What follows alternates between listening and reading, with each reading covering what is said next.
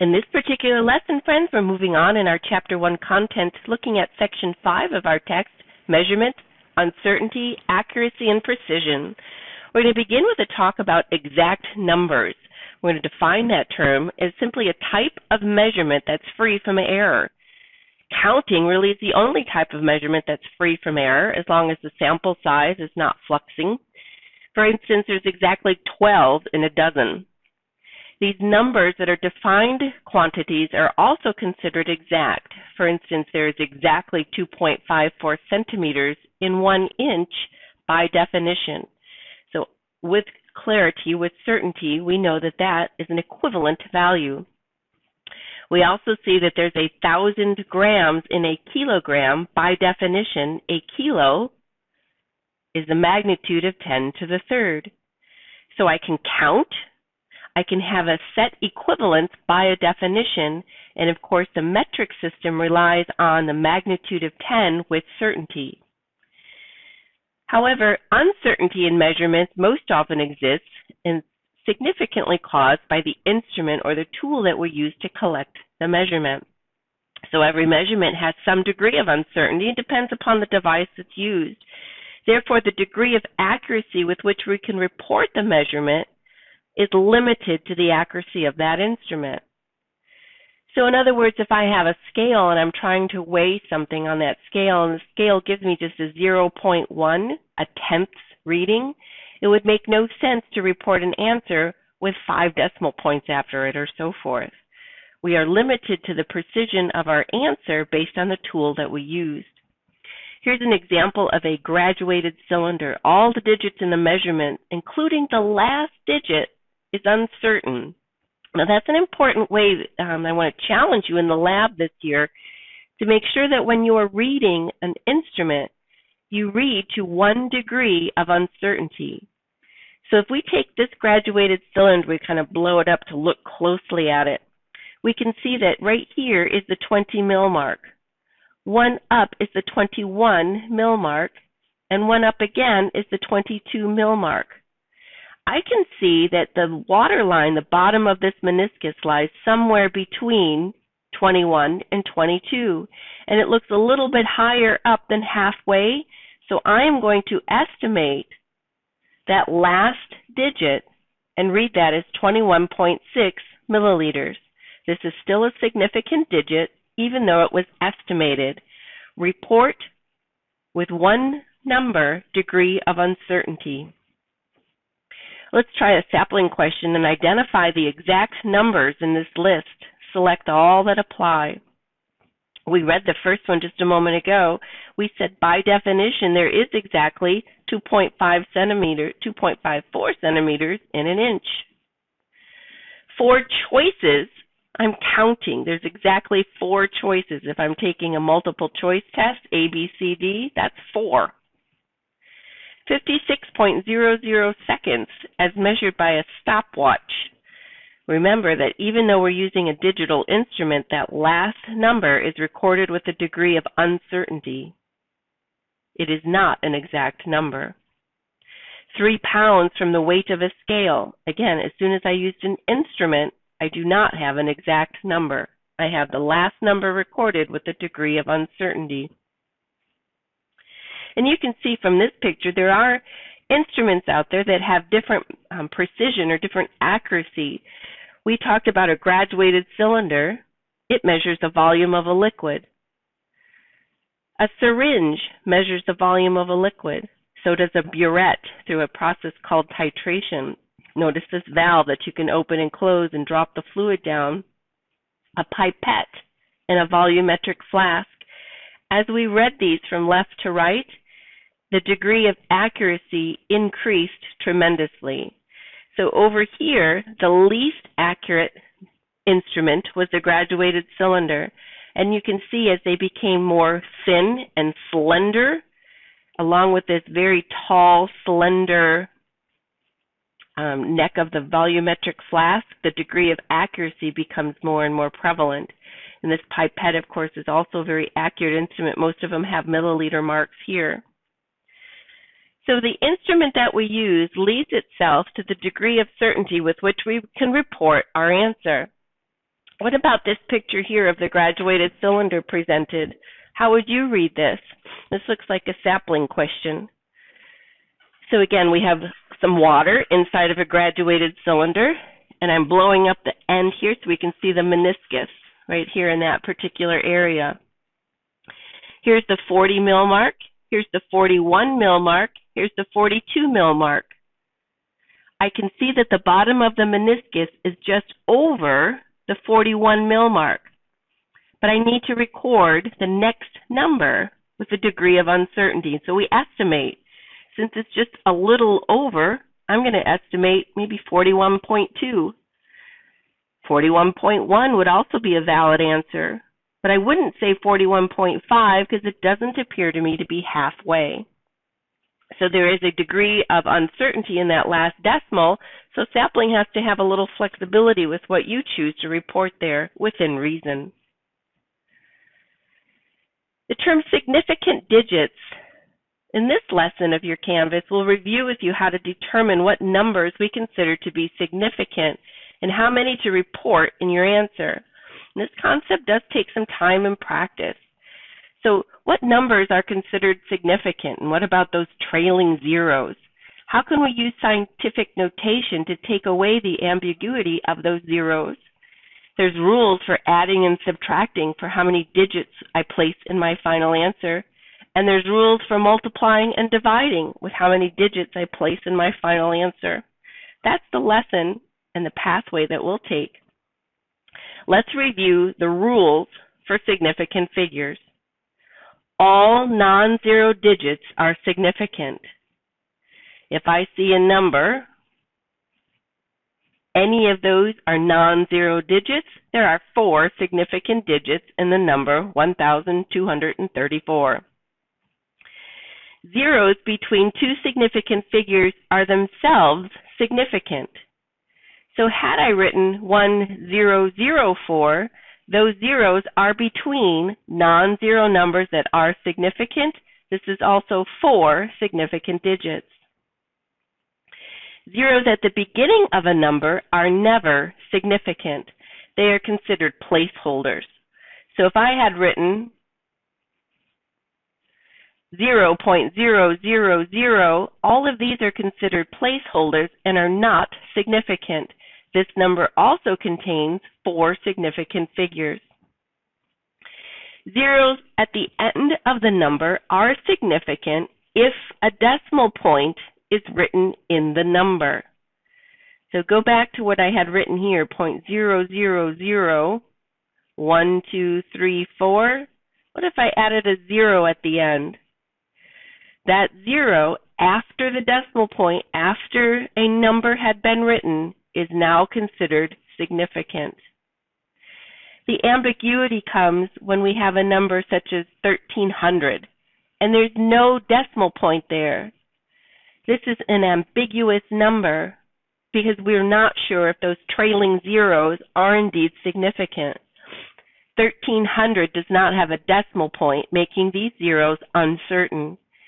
So to alleviate that problem, we need scientific notation to report 2 significant digits, or 3 significant digits, or 4 significant digits, depending on the measurement or the tool we use to gather that number.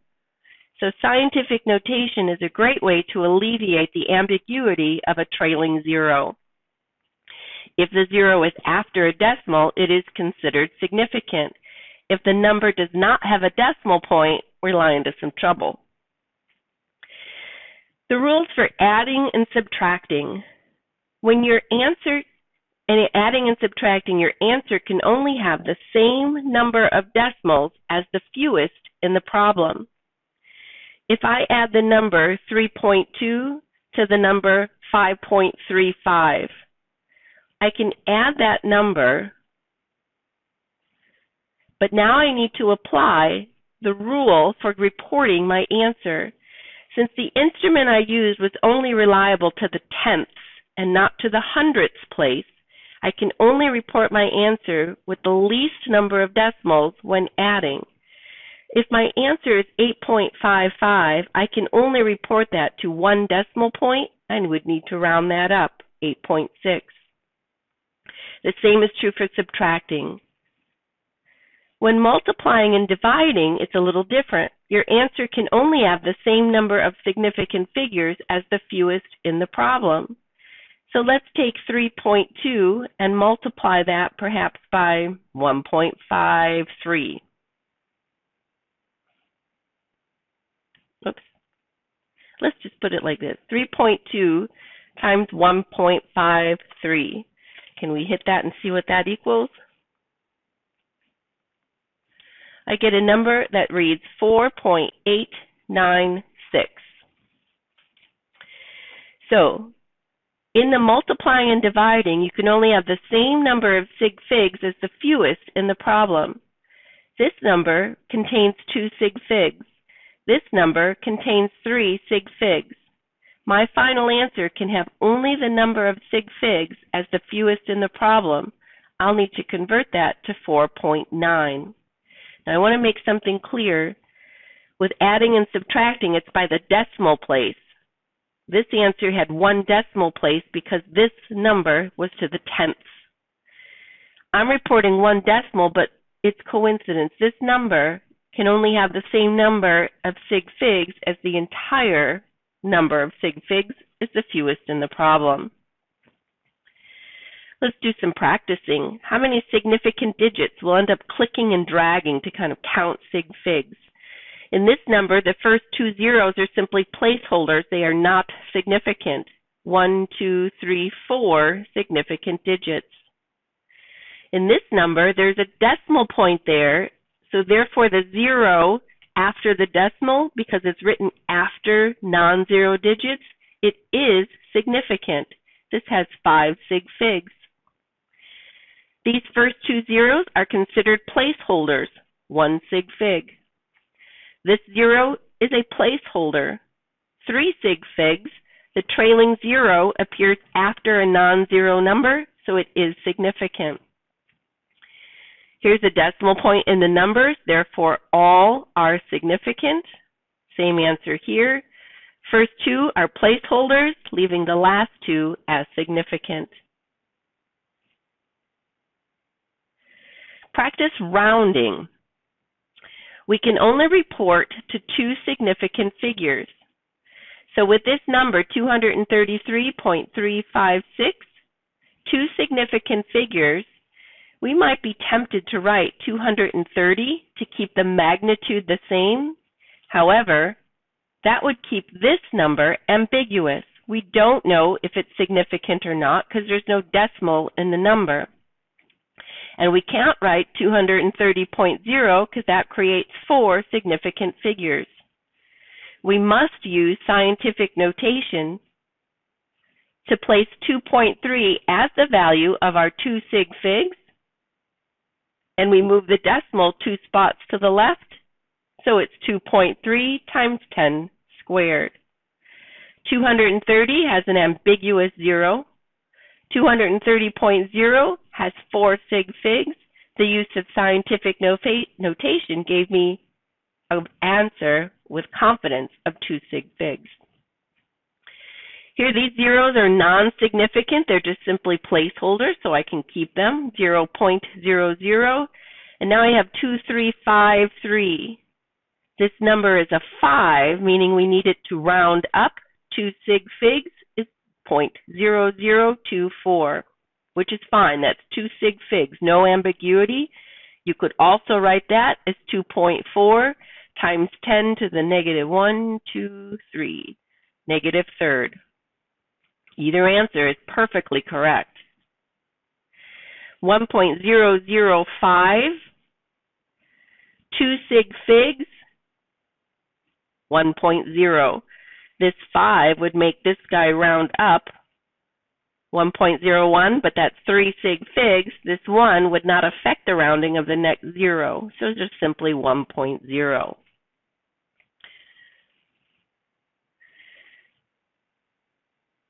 Let's practice with our adding. What decimal place should each answer be rounded, and how many sig figs should it contain? When you take your calculator and you hit 9 plus 2.8, the calculator will read 11.8. That's unrounded. Now, we're only allowed to keep the number of decimals as the fewest in the problem. The fewest in the problem has no decimals. So this 11.8, that unrounded answer, we're not allowed to keep this 0.8. So after rounding, the number should be reported as simply 12. It needs to the ones place. There is no decimal allowed. There's no tenths, and there's no hundreds. 12 is our final answer when rounded properly. 12 contains two significant figures. The number 1 and the number 2 are both sig figs. When you take your calculator and you add 0.135 and you add that to 0.6 and you add and it reads 0.735 unrounded. We're only allowed to report our answer with the same number of decimals as the fewest in the problem, which is to the tenths place. So we are allowed to keep one decimal. After we round, now keep in mind 35 would not round up. It's less than 50. So we would have to report our answer simply 0.7. 0.7 contains one significant figure.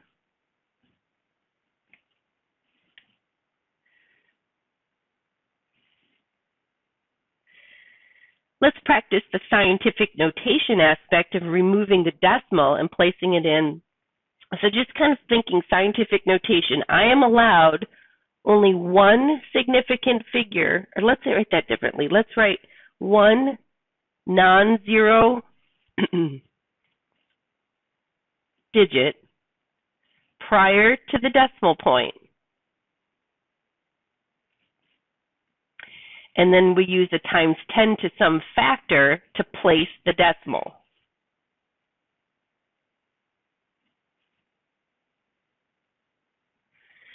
Here we have a large number, 673.5.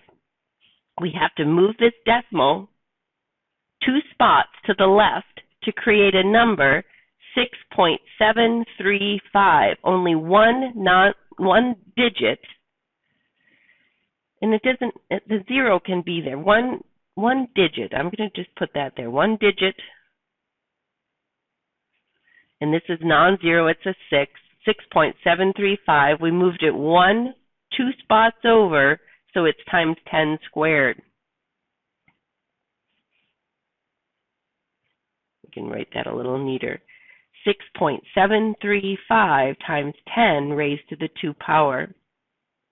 Now this is a small number, so we'll have a negative decimal, a negative exponent. This was a large number, so we had a positive exponent. We move the decimal 2 spots to get 3.4, one digit prior to the decimal. And since we moved it to the right to make the number larger, it's a negative exponent. 3.4 times 10 to the negative 2. That's a repeat, isn't it? That's the same question on the screen twice. Accuracy and precision in this dartboard gives me a great view of this particular lesson. Accuracy refers to the proximity of a measurement to the true value, and precision refers to the proximity of several measurements to each other. So I can be accurate and precise. Notice this is a cluster, 3 trials, all giving me the same information, and it's correct. I'm accurate and precise. Here I have a cluster, so the data that I got was precise, but it's not in the target area, the center bullseye, so it wasn't accurate. And here I don't have either. My 3 trials are kind of random. I'm not getting the same answer in any of the 3 trials, and they're far away from the bullseye here, the point of accuracy, so it's inaccurate and imprecise.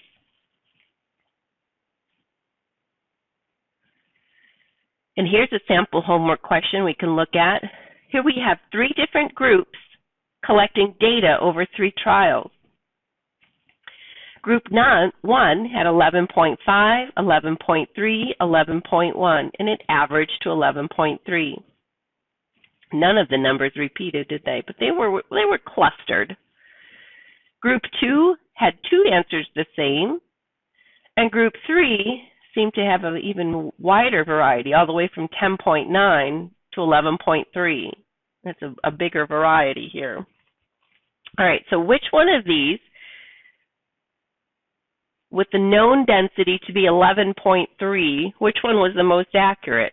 Well, accurate means, what's the correct answer? Well, look at here. Group 1 found the correct answer. Who was the most precise? Well, which group consistently got a number repeated? 11.5, 11.4, 11.4. That's a very tight cluster of data. So I would say group 2 had precision. Although they didn't find the correct answer, their numbers were repeated over and over. In our last section of Chapter 1, we talk about the dimensional analysis, sometimes called unit conversion. We use conversion factors which represent the ratio of 2 equivalent quantities expressed with different measurement units. We start with the unit that was given, and we set up a series of conversion factors where we think want over given to end with the unit that we want. The given units must cancel, and we convert it to the unit we want. Therefore, conversion factors place equivalencies such as 2.54 centimeters is exactly 1 inch. There's 1,000 grams in a kilogram. Those are conversion factors that set equivalencies within that parenthesis that we call a conversion factor. We'll try a couple problems together, but really, friends, this is a lesson that you dive in and just practice, practice, practice. We start here with 843 miles per hour. We want to convert that speed to feet per minute. As I said, this is our given, and this is what we want. We need a series of conversion factors that are going to place quantities that cancel. Think of this as a mathematical sentence as we read it from left to right. What we have on top must cancel with the bottom. If we have something on the bottom, it will cancel with what's on the top and the next conversion factor.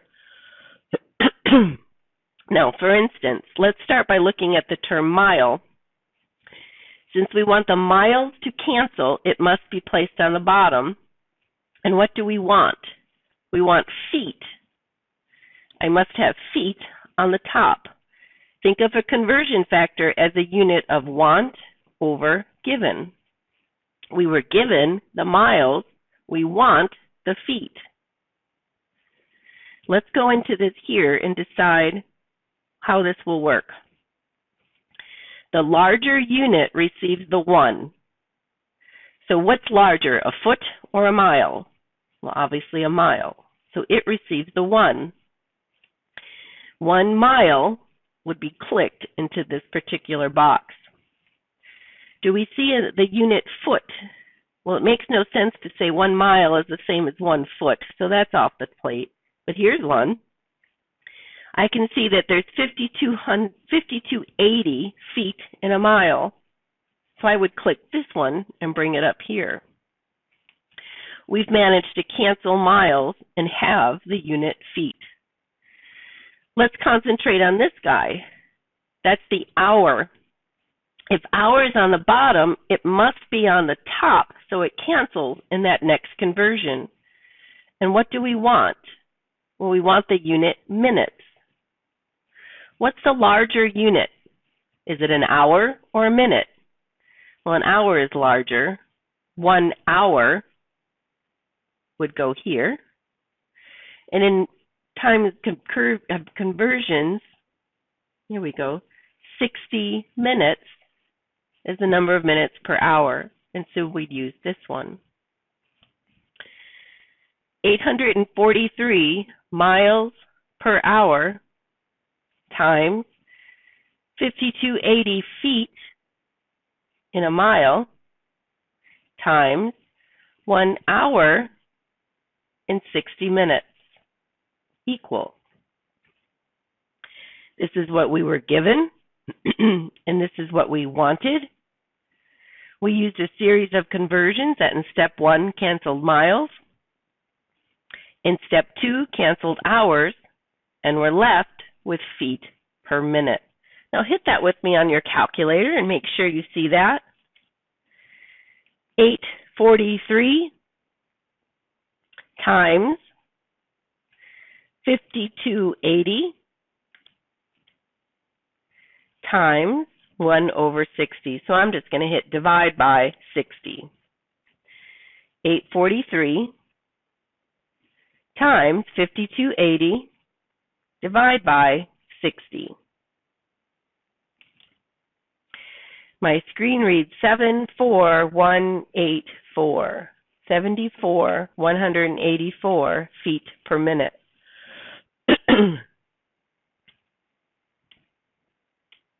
Now you might be thinking about, because this is a series of multiplying and dividing and about sig figs.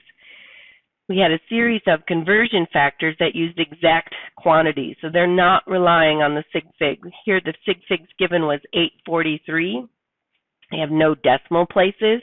So if I report 74184 with no decimal place, I'll have met the qualifications for sig figs. How do you that feel? Does that feel all right? Here's one I selected to talk about because I had to do a little Googling when I read this one in your homework. It said, what is the conversion between 8.91 ounces to grams? And the reason I say that, I didn't wake up this morning knowing how many ounces were in a gram or a gram in an ounce, and that didn't tell me. And I don't expect you to know just off the top of your head, so I had to Google it. And I found 2 different ways of solving the problem. I could put gram as the unit 1, and the ounce is 0.035274. And I also found the other equivalents. If I said 1 was the ounce, I could see how many grams were there. Either one of these conversions would get us to the same answer.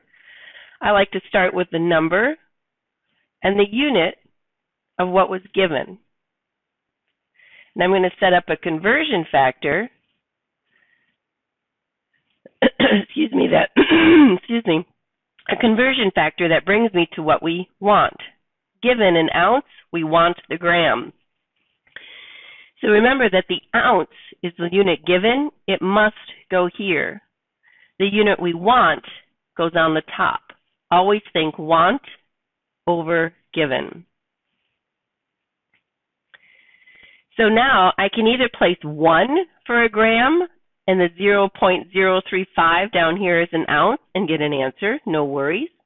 Or I can put 1 on the ounce and place this value for gram. Doesn't matter, we just have to match the unit. So I'm going to choose to use this one only because I can divide by 1 that way, 1 ounce. And right here I'm going to put 28.3495. And I'll stop with that truncated zeros. We're only going to be allowed 2 decimal places anyway. 28.3495 is that value I'll use for the gram. And I multiply that by the 8.91. These 2 numbers get multiplied together. And my screen reads 252.594 grams. We're only allowed 2 decimal places, 252.59 grams.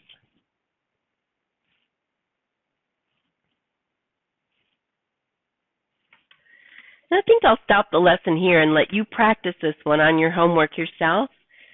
Let's see how many more I have. Yeah, that's the end. On your Google Slides, you can kind of take a look at what I've done for you, pausing the video to kind of read through. We have a concentration of caffeine as 1.99 milligrams in every ounce in this brand of soda. Drinking how many cans of soda would be lethal, assuming 10 grams of caffeine is a lethal dose, and knowing that there's 12 ounces in a can. So your conversion, 12 ounces, is equal to 1 can, and you want to solve for how many cans it takes to get the 10 grams. This is an interesting one. I want you to think about how to set it up. And you really truly solve it. And when ready, you can check the next slide because I have shown you the solution pathway there. But I want you to try it first. Don't cheat yourself. If I start with 10 grams as the lethal dose, how do I set up a series of conversion factors that will figure out the number of cans that would supply the 10 grams of lethal dose? Give it a try. When ready, you can click that next slide there on your Google slide deck and see the solution. This ends the lessons from our Chapter 1.